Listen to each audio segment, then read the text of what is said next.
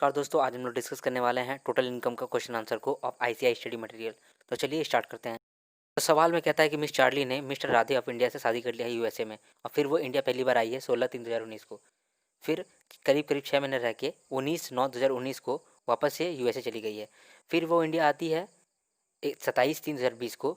और क्वेश्चन में कहता है कि जब तक वो इंडिया में थी उसने एक शोरूम खरीदा था मुंबई में 22/4/2019 को, जो कि उसने लीज आउट कर दिया है कंपनी को on a rent of 25,000 per month from 1/5/2019। इसके लिए इन्होंने लोन भी लिया था, जिसके लिए बैंक ने चार्ज किया है 97,500 का इंटरेस्ट अप टू 31/3/2020। ये सब के अलावे इन्होंने गिफ्ट्स भी रिसीव किए हैं from parents of husband 51,000, from married sister of husband 11,000, from two very close friends of her husband 1,51,000 and 21,000, मतलब 172,000। आपको निकालना है इसका residential status and total income chargeable to tax along with the amount of tax payable on such income. चलिए solution देखते हैं। आपको याद होगा कि रेजिडेंशियल स्टेटस निकालने के लिए हम लोग प्राइमरी कंडीशन चेक करते थे, जिसमें कि दोनों में से एक ही भी कंडीशन अगर पास करता था उसे रेसिडेंट कहते थे, वरना नॉन रेसिडेंट करते थे। दो कंडीशन कौन कौन सा था? पहला कि 180 डेज स्टे रहना चाहिए इंडिया में करंट ईयर में, और दूसरा कि 60 + 365, 60 days in current year and 365 days in last 4 years. तो उसी प्रकार से हम लोग यहाँ पर भी देखेंगे कि क्या है इसका रेसिडेंशियल स्टेटस। प्रीवियस ईयर 1920 में ये 2 बार आई थी, पहले 1/4/2019 से लेकर 19/9/2019 तक आई थी, 172 दिन होता है। और यहाँ याद रखिएगा कि दोनों दिन इंक्लूड करते हैं, आने वाला दिन भी जाने वाला दिन भी। उसके बाद ये जब ये दोबारा से आई थी 27/3/2020 से 31/3/2020 तक 5 दिन रही है, उस केस में इसका टोटल निकल के आता है 177 डेज। इसका मतलब कि ये 182 डेज वाला क्राइटेरिया तो पास नहीं करी है। दूसरा वाला कंडीशन चेक करते हैं कि 60 + 365 डेज रही है कि नहीं। तो अगर दूसरा वाला देखें तो 18-19 में ये 16 दिन रही है, और बाकी पिछले 3 सालों में तो ये रही ही नहीं है कोई भी दिन, क्योंकि पहली बार आई ही थी 2018-19 में। उस केस में टोटल निकल के आता है 16 दिन। तो दोनों कंडीशन यहाँ पास नहीं कर रही है, इसलिए यहाँ पर ये नॉन रेजिडेंट कहलाएगी। क्वेश्चन में हम लोगों को इसका टोटल इनकम भी निकालने बोला था, तो अब टोटल इनकम नॉन रेजिडेंट का निकालेंगे तो याद रखेंगे एक बात कि नॉन रेजिडेंट इंडिया में तभी टैक्स देता है जब इंडिया में या तो इनकम एक्रू हो रहा हो या फिर रिसीव हो रहा हो।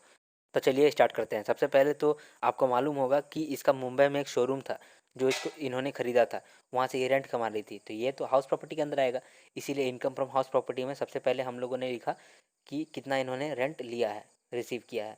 तो इन्होंने रेंट रिसीव किया है 25,000, और भी 11 महीने के लिए। तो ग्रॉस एनुअल वैल्यू निकल के आता है 2,75,000। नॉर्मली जब भी हम लोग ग्रॉस एनुअल वैल्यू निकालते हैं इनकम फ्रॉम हाउस प्रॉपर्टी से, तो उस केस में हम लोग एक्चुअल रेंट और expected rent whichever is higher को कंसिडर करते हैं। लेकिन यहाँ पर एक्सपेक्टेड रेंट दिया नहीं है, तो इसीलिए हम लोग एक्चुअल रेंट को ही ग्रॉस एनुअल वैल्यू मान लिए हैं। 25,000 इंटू 11 मंथ के लिए तो 2,75,000 आता है। फिर हम लोगों ने लेस किया है म्यूनसिपल टैक्सेस जो कि नील है। फिर नेट एनुअल वैल्यू आया। इसके बाद हम लोग स्टैंडर्ड डिडक्शन 30% ऑफ NAV दे देते हैं। इसके साथ साथ इन्होंने लोन भी लिया था, तो लोन का इंटरेस्ट 97,500 है, तो वो हम लोगों ने यहाँ पर दे दिया।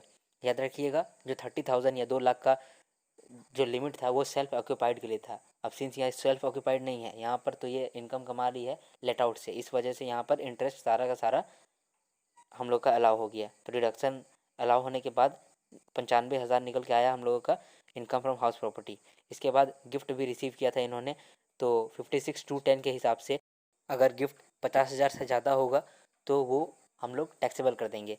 अब देखते हैं कि कौन कौन सा गिफ्ट टैक्सेबल होगा या नहीं होगा। सबसे पहले जो 50,000 रिसीव हुआ है वो हुआ पेरेंट्स ऑफ हस्बैंड, यानी कि ससुर जी से। तो ये रिलेटिव डेफिनेशन में फॉल करते हैं, इस वजह से ये एग्जाम्प्ट हो जाएगा, क्योंकि 56/10 रिलेटिव, मैरिज और डेथ या डोनेशन में एप्लीकेबल नहीं होता है, तो यहाँ पर ये एग्जाम्प्ट हो गया। उसके बाद 11,000 रिसीव किया है मैरिड सिस्टर ऑफ हस्बैंड से, तो ये भी जो सिस्टर इन लॉ है ये भी रिलेटिव की डेफिनेशन में आती है, इस वजह से ये भी एग्जाम्प्ट हो गया। अगला ये गिफ्ट रिसीव किया है 1,51,000 और 21,000 अपने क्लोज फ्रेंड से, तो क्लोज फ्रेंड इसका रिलेटिव की डेफिनेशन में नहीं आता है, और 50,000 से ज़्यादा है तो ये सारा टैक्सेबल हो जाएगा, 1,72,000 टैक्सेबल हो जाएगा। तो इस प्रकार से देखेंगे तो टोटल इनकम निकल के आएगा 267,000। इस पर टैक्स लाइबिलिटी निकालेंगे तो निकल के आएगा 850।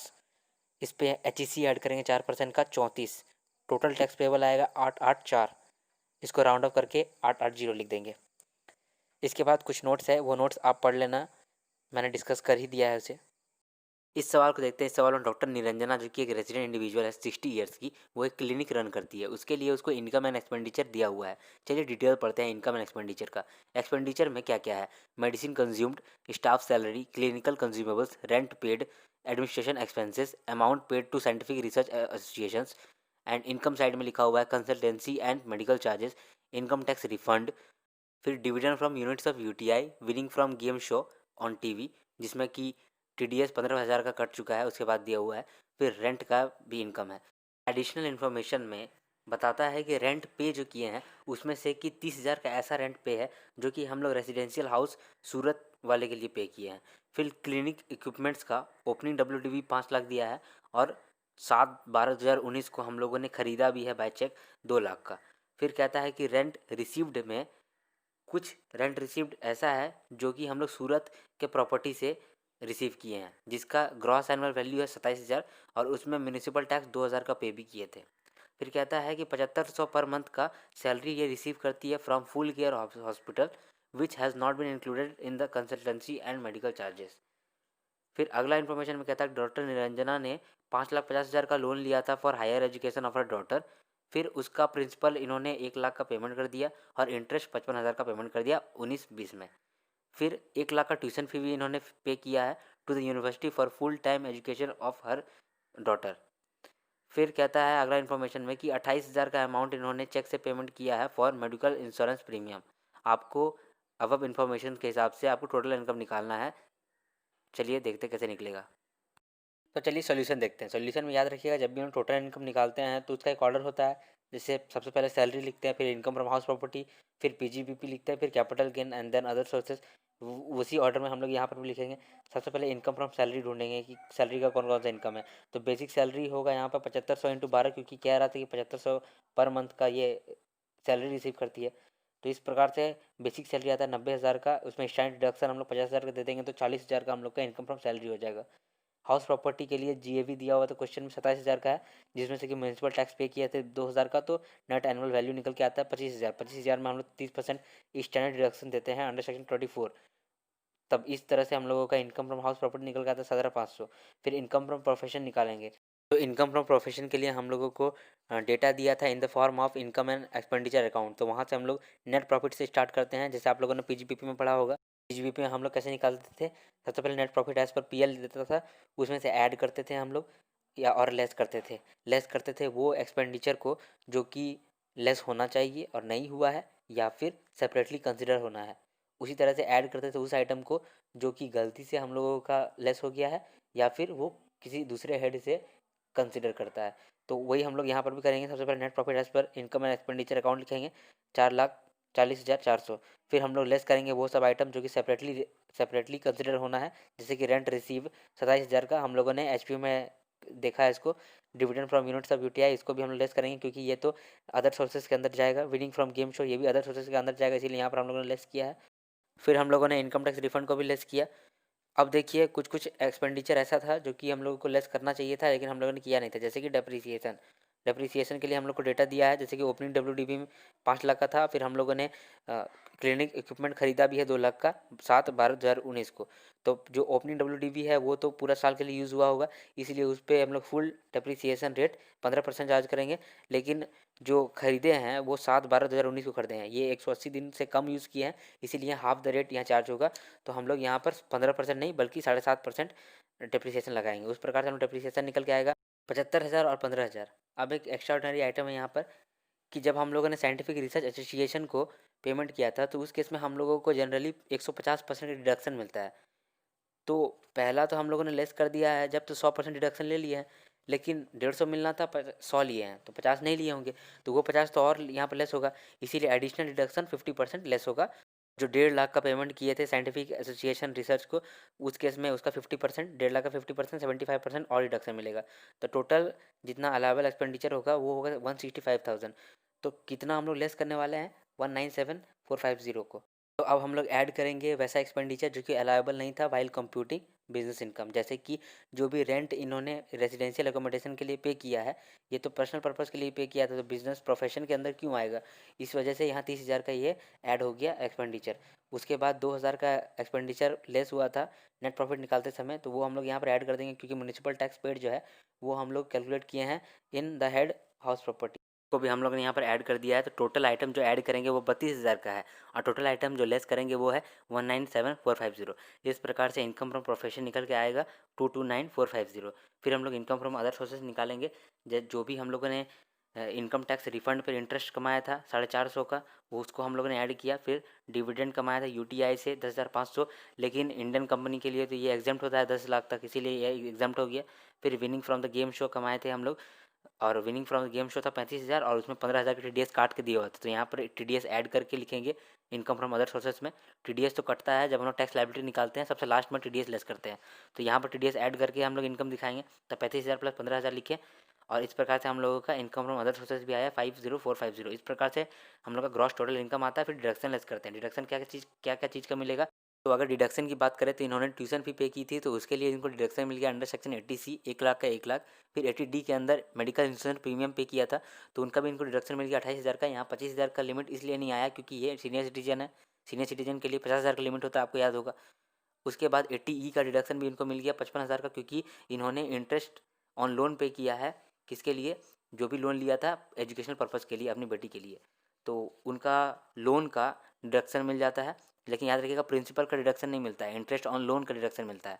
तो 55,000 का लोन का डिडक्शन मिल गया। टोटल डिडक्शन आया 183,000। टोटल इनकम निकल के आता है 1,54,400।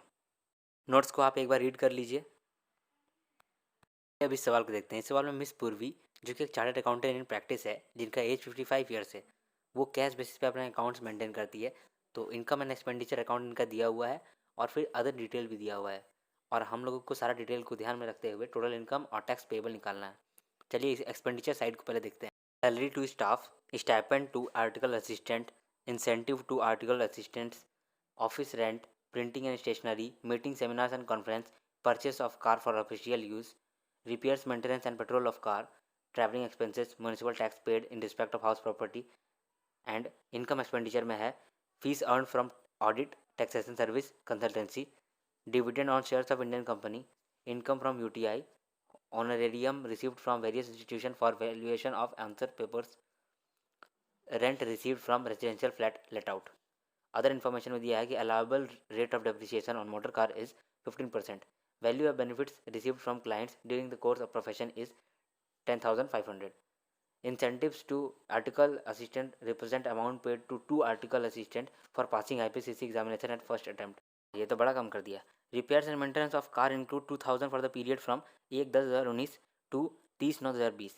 फिर कहता है कि salary include 30,000 to a computer specialist in cash डिजला हो जाएगा, हाय Ram.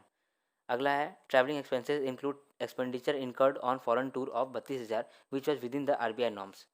Medical insurance premium on the health of dependent brother and major son is 5,000 and 10,000 respectively, but paid in cash. अगला है C invested an amount of 10,000 in national saving certificate, compute total income and tax payable of Mrs पूर्वी for the assessment year 2020-2021। तो चलिए निकालते हैं। Solution देखते हैं। Solution में सबसे पहले हम लोग ऑर्डर के हिसाब से चलते हैं। सबसे पहले income from salary, income from house property, PGBP, capital gain, other sources. तो स्टार्ट करते हैं सैलरी से। सैलरी का यहाँ आइटम ही नहीं है, हाउस प्रॉपर्टी से स्टार्ट करते हैं। तो हाउस प्रॉपर्टी में सबसे पहले हम लोग स्टार्ट करते हैं एक्चुअल रेंट और expected rent whichever is higher को हम लोग ग्रॉस एनुअल वैल्यू लेते हैं, उसमें से लेस करते हैं म्यूनिसिपल टैक्स। उसके बाद आता है NAV, उसमें से लेस करते हैं डिडक्शन 30% का। लेकिन यहाँ पर अगर देखें तो GAV नहीं दिया हुआ है, ग्रॉस एनुअल वैल्यू दिया हुआ नहीं है। तो जो भी एक्चुअल रेंट पे किया है उसी को हम लोग GAV मान के ले लेंगे, क्योंकि because of the absence of datas. तो यहाँ पर हम लोग क्या किए हैं, 85,600 का जो वो रेंट रिसीव किया है उसी को हम लोग GAV मान लिए हैं। जैसे ही GAV हम लोगों को मिल गया 85,600, उसमें से हम लोग म्यूनिसिपल टैक्स पे कर दिए हैं 3,000 का। म्यूनिसिपल टैक्स पे किया हुआ था, आपको दिखेगा एक्सपेंडिचर साइड में 3,000 का, तो वो 3,000 हम लोग लेस किए, तो नेट एनुअल वैल्यू आया 82,600 का। अब NAV आ गया तो उसमें 30% हम लोग डिडक्शन लेस कर देंगे 24,780 का, तो आ जाएगा 57,820 इनकम फ्रॉम हाउस प्रॉपर्टी।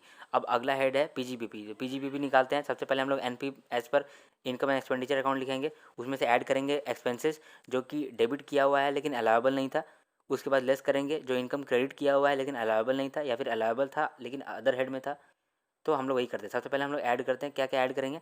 यहाँ पर लिखा होता है कि salary paid to computer specialist in cash, जो कैश में 30,000 से ज़्यादा हम लोग पेमेंट कर दिए हैं तो वो तो अलाउ नहीं होता है 40A3 सेक्शन के लिए, तो वो हम लोग डिसअलाउ कर देंगे। डिसअलाउ कर देंगे तो एक्सपेंस जो लेस किया हुआ है उसको ऐड कर लेंगे, ऐड बैक कर देंगे। इसके बाद ये कार परचेज़ किया, तो कार परचेज़ किया ये तो हम लोग कभी भी नहीं लिखते हैं, इसका डेप्रिसिएशन भले ही आता है एक्सपेंस में, लेकिन एक्सपेंस में इसका कैपिटल एक्सपेंडिचर तो हम लोग कभी ऐड करते ही नहीं है, तो यहाँ पर हम लोग लेस कर दिया 80,000 का। इसके बाद म्यूनसिपल टैक्स जो पे किए हैं 3,000 का, ये भी एक्सपेंडिचर नहीं है क्योंकि इसको तो हम लोग अलग से हाउस प्रॉपर्टी के अंदर ट्रीट करते हैं, इसीलिए इसको भी लेस कर दिए। और जो भी ये बेनिफिट रिसीव किया है क्लाइंट से in the course of profession, उसको हम लोग as a business income taxable मान लेते हैं, तो उसको भी हम लोग ऐड कर देंगे क्योंकि वो भी एक इनकम है। तो इनकम तो पीजीबीपी का इनकम में आएगा, इसीलिए उसको ऐड कर दिया हम लोगों ने। फिर लेस भी किया है, लेस क्या क्या किया है, जो भी इनकम क्रेडिट किया था लेकिन अदर हेड के अंदर टैक्सेबल था, जैसे कि डिविडेंड, डिविडेंड हम लोग अदर सोर्सेज के अंदर डालते हैं, इसीलिए इसको लेस कर दिए। इनकम फ्रॉम यूटीआई भी लेस कर दिए, honorarium on valuation of answer paper ये भी लेस कर दिए, rent receive from letting out of residential flat. तो पॉइंट नंबर 1, 2, 3 जो था वो अदर सोर्सेज के लिए रिलेट करता था तो इसलिए लेस किए हैं। और पॉइंट 4 जो था वो हम लोग हाउस प्रॉपर्टी में देखे हैं, इसीलिए इसको यहाँ से लेस कर दिया है। उसके बाद हम लोगों को डेप्रिसिएशन भी लेस करना था क्योंकि डेप्रिसिएशन का हम लोगों को डेटा दिया गया है कि 15% हम लोग को चार्ज करना है मोटर कार पे, मोटर कार खरीदे थे, इसीलिए ये 180 दिन के लिए ज़्यादा यूज़ किए हैं, इसीलिए फुल रेट यानी 15% हम लोगों ने यहाँ पर डेप्रिसिएशन लगा दिया। इसके बाद हम लोगों का निकल के आया 920-200 पीजीबीपी का इनकम। इसके बाद हम लोग अदर सोर्सेज का इनकम निकालेंगे, तो अदर सोर्सेज में क्या क्या आएगा। सबसे पहले डिविडेंड जो इंडियन कंपनी से मिला था 10,524 का, वो तो एग्जाम्प्ट हो जाएगा क्योंकि 10 लाख से कम है। इसके बाद इनकम फ्रॉम यूटीआई से आया था 7600 का, ये एग्जाम्प्ट होता है, हम लोगों ने एग्जाम्पशन वाले चैप्टर में पढ़ा था, तो ये भी नील हो गया। इसके बाद honorarium for valuation of answer paper था 15,800, ये टैक्सेबल है। तो total income from other sources आता है 15,800 का। फिर डिडक्शन भी लेस करना है, डिडक्शन कितना लेस करेंगे, 80C के अंदर डिडक्शन लेस करना पड़ेगा क्योंकि ये एनएससी के अंदर इन्वेस्टमेंट किया था 10,000 का। के बाद क्वेश्चन का लास्ट लाइन में ये भी कहा था कि मेडिकल इंश्योरेंस प्रीमियम भी इन्होंने पे किया है डिपेंडेंट ब्रदर के लिए और मेजर सन के लिए 5,000 और 10,000। तो इसके लिए तो डिडक्शन 80D के अंदर में भी मिलेगा इनको, लेकिन यहाँ पर डिडक्शन नहीं मिलेगा। क्यों नहीं मिलेगा, क्योंकि पहला जो 5,000 का इन्होंने पेमेंट किया है वो किया है फॉर डिपेंडेंट ब्रदर के लिए, और डिपेंडेंट ब्रदर के लिए हम लोग डिडक्शन नहीं मिलता अंडर 80D। अंडर 80D हम लोग को सेल्फ स्पाउस चिल्ड्रन का मिलता है और पेरेंट का मिलता है, लेकिन यहाँ डिपेंडेंट ब्रदर का मेडिकल इंश्योरेंस प्रीमियम कराई है 5,000 का, तो इसको नहीं मिलेगा। और दूसरा मेजर सन है, अब ये तो सन के लिए कर रहे हैं, इसमें तो मिलना चाहिए, लेकिन 10,000 इसमें भी नहीं मिलेगा क्योंकि मेडिकल इंश्योरेंस प्रीमियम जब हम लोग पे करते हैं तो वो ओनली अदर देन कैश रहना चाहिए, ओनली अदर देन कैश रहना चाहिए मेडिकल इंश्योरेंस प्रीमियम के अंदर। अगर आपको याद होगा 80D, तो 80D में हम लोग सेल्फ स्पाउस चिल्ड्रन और पेरेंट के लिए डिडक्शन मिलता है, और एसएचसी यानी कि सेल्फ स्पाउस चिल्ड्रन के लिए मेडिकल इंश्योरेंस प्रीमियम में अदर देन कैश होना चाहिए, प्रिवेंटिव हेल्थ चेकअप में ओनली अप टू 5,000 होना चाहिए, और मेडिकल एक्सपेंस में ओनली फॉर सीनियर सिटीजन होना चाहिए। तो यहाँ पर मेडिकल इंश्योरेंस प्रीमियम पे किया है तो ये अदर देन कैश होना चाहिए, लेकिन यहाँ पर कैश में पेमेंट किया है तो इसका डिडक्शन नहीं मिलेगा 80D के अंदर। और जब 80D के अंदर नहीं मिलेगा तब हम लोग डिडक्शन बस निकल के आएगा 10,000 का, जो कि 80C के अंदर मिला। अब हम लोग इसको पुट कर देते हैं हम लोग टोटल इनकम और इसका फॉर्मेट में।